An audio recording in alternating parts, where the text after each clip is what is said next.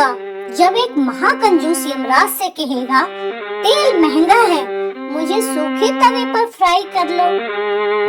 एक समय की बात है, कंजूसपुर गांव में एक सेठ करोड़ीमल रहते थे। उनका नाम जरूर करोड़ीमल था, पर उन्होंने आज तक कभी किसी को एक फूटी कौड़ी दान में नहीं दी थी।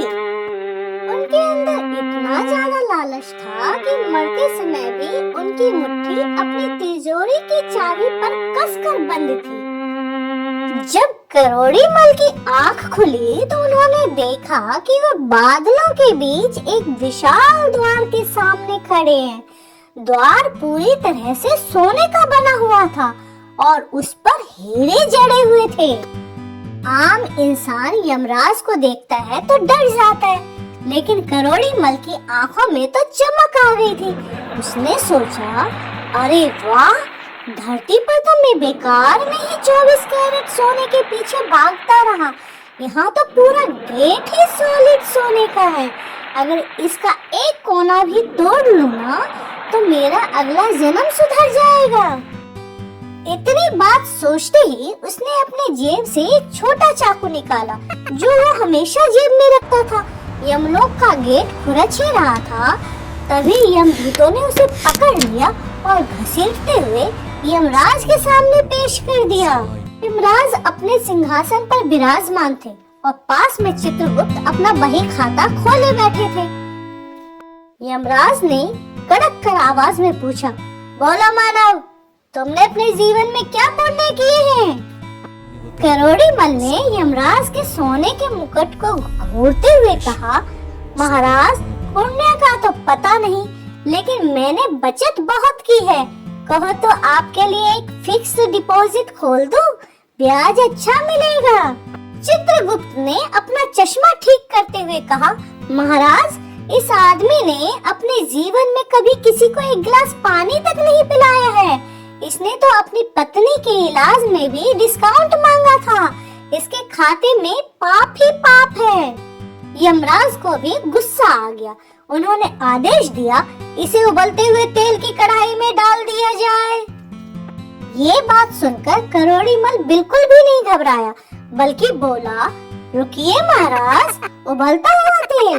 तेल का भाव पता है आपको? धरती पर तेल बहुत महंगा हो गया है। क्यों फालतू खर्चा करते हो? मुझे सूखे तवे पर ही फ्राई कर लो। आपका तेल भी बचेगा और मेरा काम भी हो जाएगा। यमराज ने हंसते हुए कहा, ठीक है, अगर तुम्हें तेल की इतनी ही चिंता है तो मैं तुम्हें एक सजा देता हूँ। तुम्हें एक ऐसे कमरे में बंद किया जाएगा जो पूरा सोने और चांदी का बना होगा।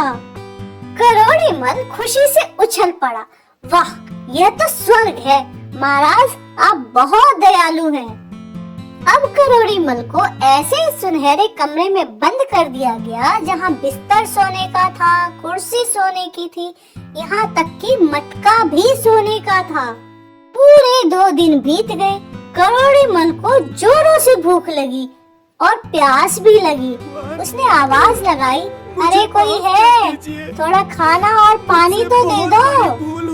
तभी यमराज प्रकट हुए और बोले, सेठ, यहाँ नियम थोड़ा अलग है। तुम्हें वही मिलेगा जिससे तुम्हें सबसे ज्यादा प्यार था। तुम सारी जिंदगी सोना चांदी के पीछे भागे, अब वही तुम्हारा भोजन है। करोड़ीमल ने बड़े ध्यान से देखा। थाली में सोने के बिस्किट और ग्लास में पिघला हुआ सोना रखा था। फिर क्या था, वो रोने लगा और बोला, महाराज, आप ही बताइए, मैं सोना कैसे खा सकता हूँ? मुझे रोटी दे दो। यमराज ने कहा, धरती पर जब तुम्हारे पास मौका था, तुमने गरीबों को रोटी नहीं दी, सिर्फ सोना बटोरा। अब यही तुम्हारी दौलत है, इसे ही भोगो। सेठ करोड़ीमल को अब समझ में आ गया था, कफन में जेब नहीं होती। मरने के बाद इंसान की दौलत नहीं, उसके कर्म साथ जाते हैं।